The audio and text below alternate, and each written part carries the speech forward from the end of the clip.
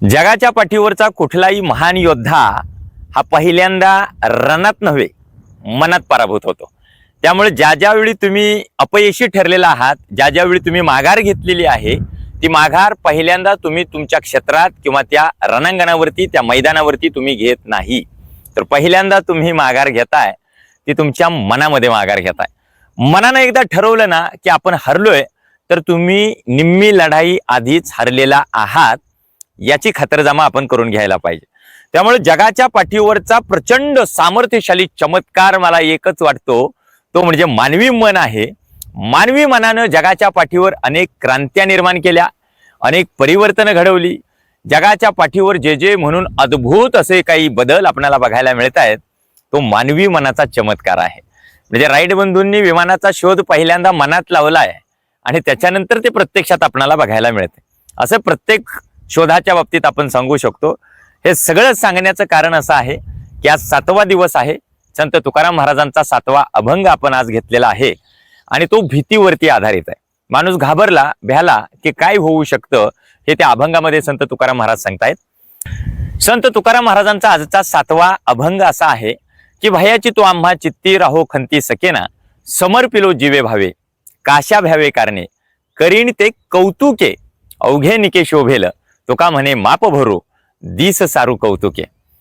मी तुम्हाला रोज सांगतोय तसं कळायला ओळी किचकट वाटत असतील, शब्द किचकट वाटत असतील, तर मी तुम्हाला याचा अर्थ सांगतो की भयाची तो आम्हा चित्ती राहो खंती सकेना। याचा अर्थ असा की जी भीती आहे ती आता आमच्या मनात अजिबात राहिली नाही, असं तुकाराम महाराज म्हणतायत। आमच्या म्हणजे कुणाच्या, सगळ्या तुमच्या माझ्या नव्हे, तर संत तुकाराम महाराज हे एवढे स्थिर झालेले आहेत मनानं की भय नावाची गोष्टच त्यांच्या मनामध्ये शिल्लक राहिलेली नाही, एवढे ते स्थिर झालेले आहेत की भयाची तो आम्हा चित्ती राहो खंती सकेना। त्या भीतीमुळं ओघाने येणारा जो पश्चाताप आहे, शंका आहे, अस्वस्थता आहे, तीही मनातून निघून गेलेली आहे, असं तुकाराम महाराज सांगतात। म्हणजे स्थिर मन हे काहीही करू शकतं बरं का, काहीही करू शकतं। त्याच्या पुढची ओळ संत तुकाराम महाराज असं म्हणतायत की समर्पिलो जीवे भावे काशा भ्यावे कारणे। जी तत्व आम्ही आमच्या आयुष्यामध्ये ठरवलेली आहेत, म्हणजे ओघाच असं ठरवलंय आपल्याला शांत व्हायचं आहे ना आणि लगेच माणूस शांत झाला, असं होत नसतो। चमत्कार असा काही एकदम घडत नसतो। तर समर्पिलो जीवे भावे काशा भ्यावे कारणे म्हणजे जी तत्व आम्ही आमच्या आयुष्यात ठरवलेली आहेत, त्या तत्वांसाठीच आता मी माझा जीव सुद्धा समर्पित केलाय, माझ्या भावना समर्पित केलेल्या आहेत आणि त्यामुळे काशा भ्यावे कारणे म्हणजे मग कुठल्या कारणासाठी मी भ्यावं तुम्ही सांगा ना, हे तुकाराम महाराज आम्हाला सांगतायत। आणि त्याच्या पुढची वळ करीन ते कौतुके अवघे निके शोभेल। जे करायचं ते पूर्ण समाधानानं करायचं, पूर्ण उत्साहानं करायचं, पूर्ण आनंदानं करायचं आणि मग अवघे निके शोभेल म्हणजे जे झळाळतं ते चांगलं असतं, जे चांगलं आहे ते झळाळतं, चमकतं, चकाकतं, अगदी शोभून दिसतं। शेवटची वळ फार महत्वाची की तुका म्हणे माप भरू दिस सारू कौतुके। या ओळी साध्या वाटत असल्या तर साध्या नाहीत बरं का मंडळी, या ओळी साध्या नाहीत। ते काय म्हणतायत की तुका म्हणे माप भरू दिस सारू कौतुके। याचा अर्थ असा आहे की एखादं माप असं काठोकाठ भरल्यानंतर कसं असं ओसंडून वाहतं ना, तसं दिस सारू कौतुके म्हणजे प्रत्येक दिवस आपणाला उत्साहानं भरून टाकायचा आहे। येणारा प्रत्येक दिवस आपणाला आनंदानं असा काठोकाठ भरून टाकायचा आहे। प्रचंड उत्साह, प्रचंड आनंद, प्रचंड सुख असं प्रत्येक दिवसाकाठी आपल्या आयुष्यात जर असेल तर निश्चितपणानं आनंद रोज आपल्या आश्रयाला आल्याशिवाय राहणार नाही। आश्रयाला म्हणते रोज तुमच्या जवळ नांदायला येईल, आनंदाच्या पाठीमागे लागण्याची तुम्हाला गरज लागणार नाही, हे संत तुकाराम महाराज आम्हाला सांगतायत।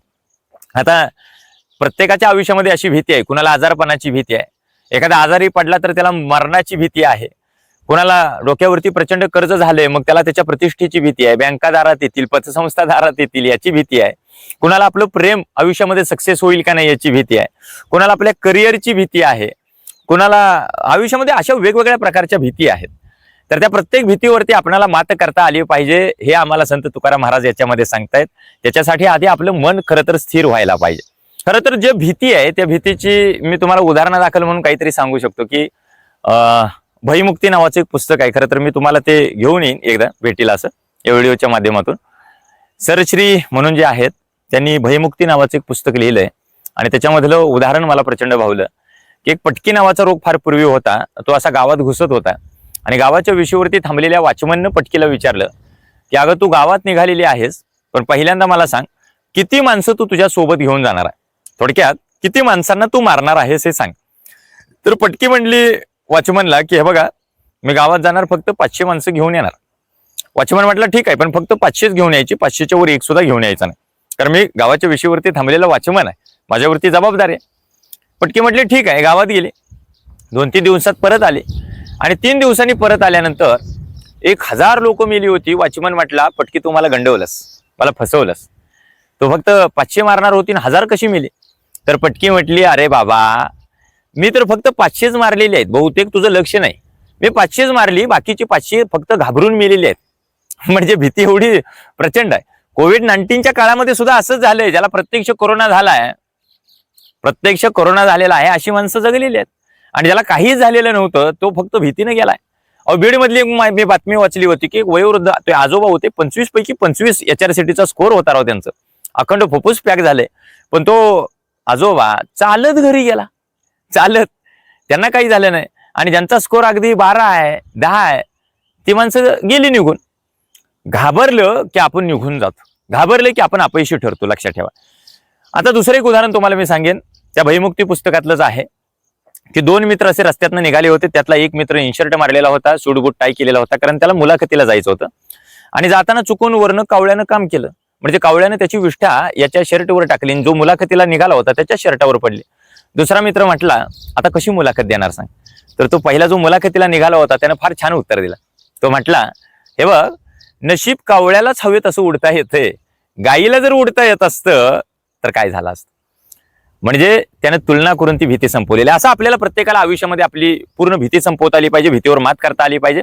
आजचा संत तुकाराम महाराजांचा 7व्या दिवशीचा 7वा अभंग आपल्याला कसा वाटला कमेंट थ्रू आपलं मत मला कळवायला विसरू नका. आनंदी राहायचं, उत्साहानं राहायचं, प्रत्येक दिवस उत्साहात गेला पाहिजे, हे संत तुकाराम महाराजांचं म्हणणं आहे. प्रत्येक भीतीचं मूळ हे आपलं मन आहे, त्यामुळे मनाला आपण स्थिर केलं पाहिजे. व्हिडिओ आवडला असल्यास लाईक करा, आणि अजूनही माझ्या या Vikrant Patil speaker official YouTube चॅनेलला जर आपण सबस्क्राईब केलं नसेल तर अवश्य सबस्क्राईब करा. मनापासून धन्यवाद.